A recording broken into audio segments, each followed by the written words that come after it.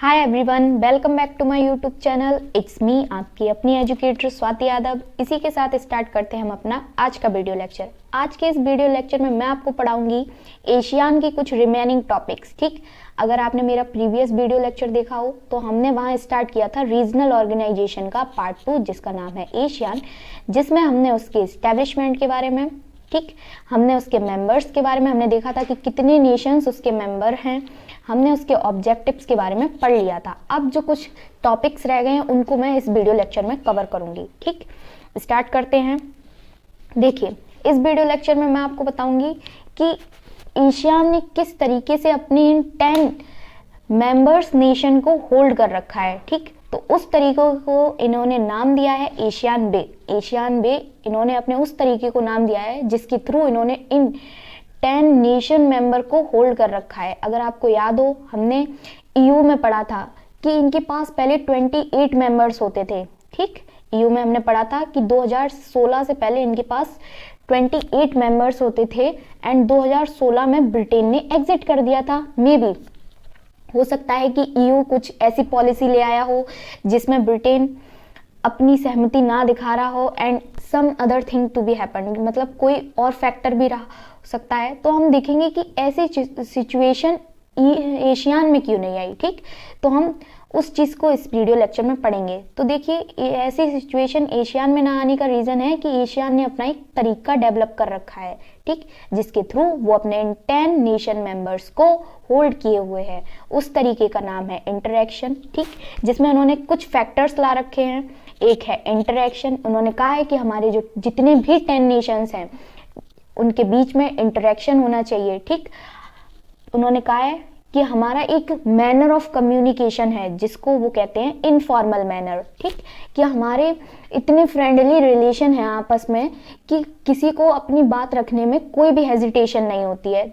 और तीसरा फैक्टर क्या है कि हम नॉन कन्फ्रंटिस्ट हैं। मान लीजिए कि अगर हमारे 10 नेशंस में से किन्हीं 2 नेशन के बीच में किसी बात को लेके कोई कन्फ्लिक्ट क्रिएट होता है तो हम उस पर आर्म वॉर क्रिएट नहीं करते हैं। ठीक, हम उस पर आर्म वॉर क्रिएट नहीं करते हैं कि हम जंग करने के लिए, लड़ाई करने के लिए तैयार हो गए। हम वहाँ बैठकर कोऑपरेटिव मैनर यानी आपस में सहमति दिखाते हुए एक गुड पाथ सिलेक्ट करते हुए, एक पीस का पाथ सिलेक्ट करते हुए हम काम करते हैं। हम अपना कोऑपरेटिव मैनर दिखाते हैं और उस प्रॉब्लम का, उस कन्फ्लिक्ट का सॉल्यूशन निकालते हैं। इनडायरेक्टली ये लोग कहना चाहते हैं कि ये लोग अपने सेकेंडरी गोल को बिल्कुल हार्म नहीं करते हैं। सेकेंडरी गोल इनका क्या था? To promote peace between regional countries, ये इनका सेकेंडरी गोल था। तो ये सेकेंडरी गोल को बिल्कुल हार्म नहीं करते हैं। ठीक, तो इसके लिए इन्होंने अपना ये तरीका बनाया था जिसमें इन्होंने 4 फैक्टर्स ले रखे हैं। एक, हमारी कंट्रीज के बीच में इंटरेक्शन है। दूसरा, हमारी कंट्रीज के बीच में मैनर ऑफ कम्युनिकेशन है जिसको हम इनफॉर्मल नाम देते हैं। तीसरा, हमारी कंट्रीज के बीच में नॉन कन्फ्रंटिस्ट है, मतलब अगर कोई भी कन्फ्लिक्ट क्रिएट होता है तो हम आर्म वॉर करने के लिए तैयार नहीं होते हैं। हम उस चीज़ का शांति से बैठकर एक सॉल्यूशन निकालते हैं। ठीक, इसको बोला गया है एशियान बे। फिर उसके बाद आगे हम बढ़ते हैं। तो ये तो हो गई इसको होल्ड करने की बात। अब आगे हम बढ़ते हैं कि इन्होंने अपने इकोनॉमिक, पॉलिटिकल और सोशियो कल्चरल डेवलपमेंट के लिए क्या कर रखा है। ठीक, एशियान ने क्या तरीका सिलेक्ट कर रखा है। तो देखिए, एशियान ने अपनी एक कम्युनिटी बना रखी है। 2003 में एशियान ने अपनी एक कम्युनिटी बनाई जिसको नाम दिया गया एशियान कम्युनिटी। ठीक, जिसके इन्होंने 3 पिलर्स बनाए। ठीक, उस कम्युनिटी में भी इन्होंने छोटी छोटी यानी सब कम्युनिटीज बना दी। ठीक, एक का नाम है एशियन सिक्योरिटी कम्युनिटी, दूसरी का नाम है एशियन इकोनॉमिक कम्युनिटी, तीसरी का नाम है एशियन सोशियो कल्चरल कम्युनिटी। अब ये जो तीनों कम्युनिटीज हैं ये पूरे 10 जो एशियन नेशन के मेंबर हैं, 10 नेशन मेंबर हैं, उनके वेलफेयर के ऊपर काम करते हैं। ठीक, अब हम देखते हैं कि आगे बढ़ के आगे वीडियो में हम देखेंगे कि किसका क्या काम है। ठीक, और किन ऑब्जेक्टिव्स के ऊपर ये वर्क करते हैं। तो लेट्स मूव फॉरवर्ड। देखिए, स्टार्ट करते हैं पहली कम्युनिटी जो कि है Asian security community. Asian security community का पहला फैक्टर है, अगर आपको स्क्रीनशॉट लेना है तो आप स्क्रीनशॉट भी ले सकते हैं। पहला फैक्टर क्या है? ये कहती हैं कि अगर मान लीजिए हमारे 10 नेशंस में, ठीक, 10 नेशन में, या मान लीजिए हमारी ये जो 10 नेशन मेंबर्स हैं इनमें से किसी के भी बीच में अगर कन्फ्लिक्ट, टेरिटोरियल यानी जमीन के लिए कन्फ्लिक्ट क्रिएट होता है तो हम उसके लिए आर्म वॉर तैयार नहीं करते हैं। आर्म वॉर हमने अभी पढ़ा था नॉन एक मिनट, अभी हमने पढ़ा था नॉन कन्फ्रंटनिस्ट कि हम कोऑपरेटिव मैनर शो करते हैं, तो ये आर्म कन्फ्लिक्ट नहीं करती हैं, ठीक, आर्म कन्फ्लिक्ट नहीं करती हैं, ये वहाँ पर कोऑपरेटिव मैनर शो करती हैं, ठीक, आपस में बैठ के अपने हिस्टोरिकल ऑफिशियल डॉक्यूमेंट्स निकालेंगी, ठीक, और उनके थ्रू इस कन्फ्लिक्ट को रिजॉल्व करने की कोशिश करेंगी, लड़ाई की सिचुएशन नहीं आने देती हैं, ठीक, ये वहाँ पर भी रीजनल पीस को हार्म नहीं होने देती हैं, ठीक। उसके बाद ये कहते हैं कि हम किसी भी कंट्री का सॉवरेन राइट, ठीक, और सॉवरेन राइट नहीं लेते हैं, और हमारे बीच में, हमारे एशियन नेशन के बीच में ये एग्रीमेंट है, ना हम किसी भी कंट्री की सॉवरेनिटी को छीनेंगे, ठीक, और हम अपने रीजनल यानी हम अपने यहाँ पीस क्रिएट करने की कोशिश करेंगे, ठीक, जहाँ तक हो सकेगी हम बाहर को जो भी लड़ाई जंग है हम उसको इग्नोर करेंगे, ठीक, हम पीस की सिचुएशन लाएंगे, ठीक। अब देखिए ये एक स्टार पॉइंट है। क्या हुआ, 1994 में इन्होंने एक एशियन रीजनल फोरम बनाया। फोरम का मतलब होता है एक ऐसी जगह जहाँ पर ये एशियन कंट्रीज इकट्ठी होती थी और कंट्री की सिक्योरिटी, पॉलिटिकल कोऑर्डिनेशन जैसे फैक्टर्स के ऊपर बात करती थी और अपना पॉइंट ऑफ व्यू रखती थी। तो ये इन सब चीज़ों के बारे में बात करती थी, उसको भी उठाकर इन्होंने सिक्योरिटी काउंसिल में ऐड कर दिया। कब कर दिया है? 2003 में, ठीक। स्टार्ट करते हैं अब हमारा एशियन। आई होप आपको एशियन सिक्योरिटी कम्युनिटी समझ में आ गया होगा। इसमें ये क्या कहते हैं? इसमें ये कहते हैं कि हम टेरिटोरियल डिस्प्यूट के लिए आर्म कन्फ्लिक्ट लाने की कोशिश नहीं करते हैं, हम वहाँ कोऑर्डिनेशन को शो करते हैं, ठीक। दूसरी चीज़ ये क्या कहती हैं कि हम पीस को प्रमोट करते हैं और किसी भी कंट्री की सॉवरेनिटी को नहीं छीनते हैं, ठीक। तो 3 चीज़ें हो गई, territorial conflict, peace and sovereignty. तो ये 3 फैक्टर थे एशियन सिक्योरिटी काउंसिल में। Let's move forward towards our next Asian community. दूसरी है इकोनॉमी के ऊपर, ठीक। इकोनॉमी के लिए इन्होंने क्या कर रखा है? इकोनॉमी के लिए कई सारे फैक्टर होते हैं, ठीक। देखते हैं इन्होंने क्या कर रखा है। इन्होंने बना रखी है एक इकोनॉमिक एसोसिएशन, ठीक। इकोनॉमिक एसोसिएशन का ऑब्जेक्टिव क्या है कि इन 10 नेशन के बीच में एक कॉमन मार्केट क्रिएट हो जाए, ठीक।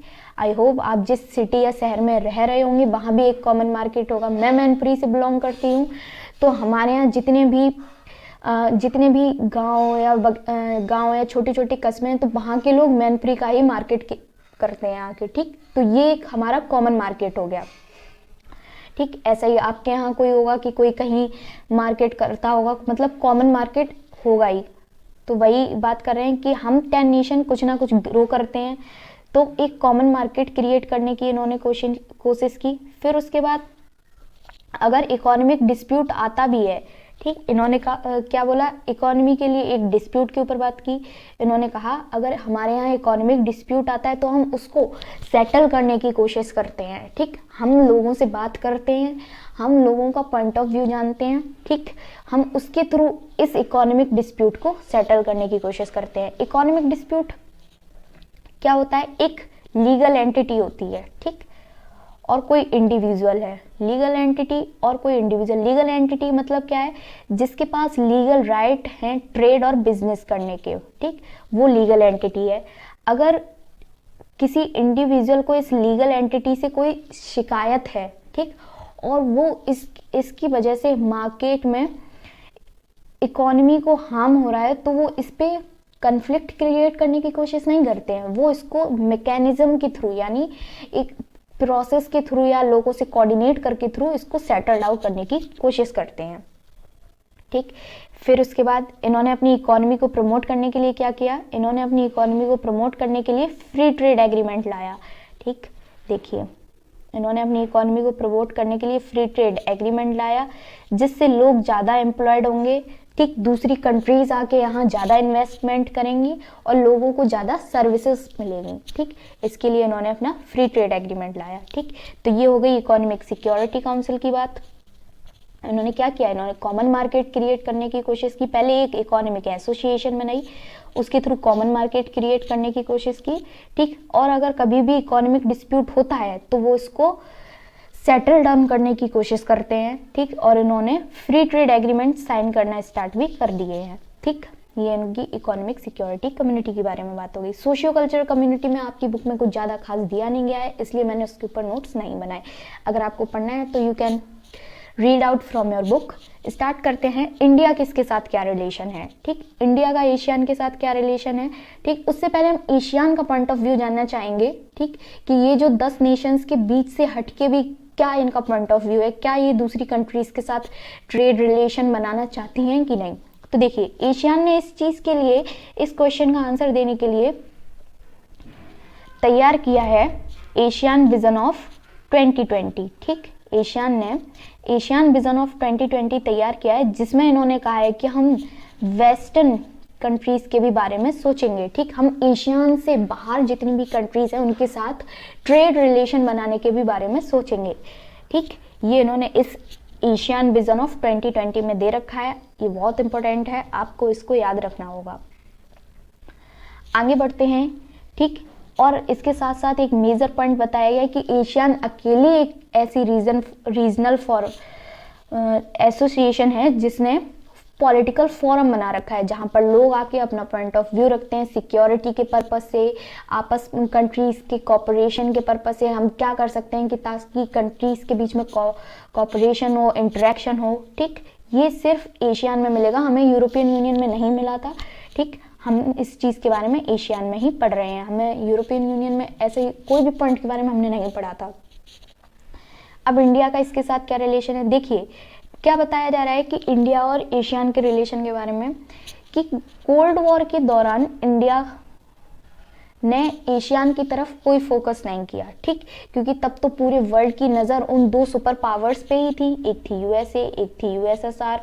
ठीक, लोगों को डर था कि कहीं इनके चक्कर में वर्ल्ड वॉर 3 ना हो जाए। तो एशियान की तरफ इंडिया का कुछ खास ध्यान नहीं गया। लेकिन जब यूएसएसआर के डिसइंटीग्रेशन होने की प्रोसेस स्टार्ट हो गई। ठीक, कब से स्टार्ट हो गई, 1990s से। ठीक, तो इंडिया ने एक पॉलिसी ले आई। ठीक, इंडिया एक पॉलिसी लेके आई जिसका नाम था लुक ईस्ट पॉलिसी। ठीक, एशियान की तरफ, एशियान ईस्ट पे ही तो पड़ता है, ऐसे एशिया बना के देखो।